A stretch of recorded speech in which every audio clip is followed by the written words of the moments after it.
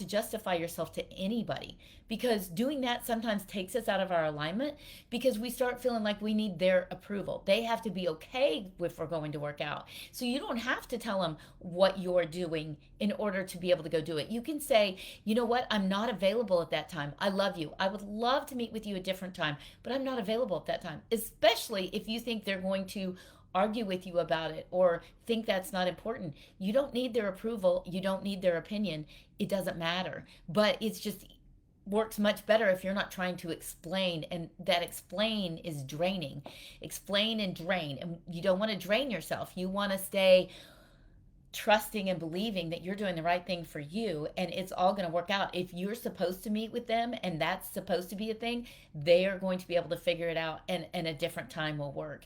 And if it's not, if maybe that's more negative energy than you realize and they're going to take personal offense, then you just let that be at peace and know that you're doing the right thing for you. And that's where all the magic starts for everything you do, right? Because part of our anxiety and worry is about what other people think.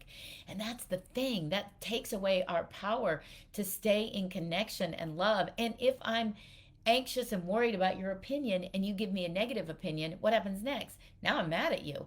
None of this is useful to me being in alignment, feeling good, and having good things continue to happen in my life, right? And so when I realize that your opinion of what I'm doing doesn't matter, and that I can love you whether you're mad at me or not, I don't have to own that.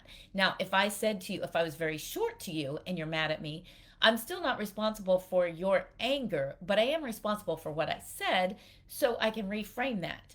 But when we're explaining, what happens is we get ourselves in a position where we're frustrated because that person's not lining up. Then we're angry. Then we act out in anger. Now we feel like we have to apologize for our anger.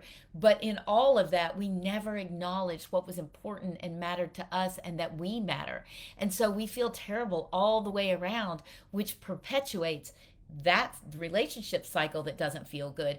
And we think it's them. We don't realize our part in it.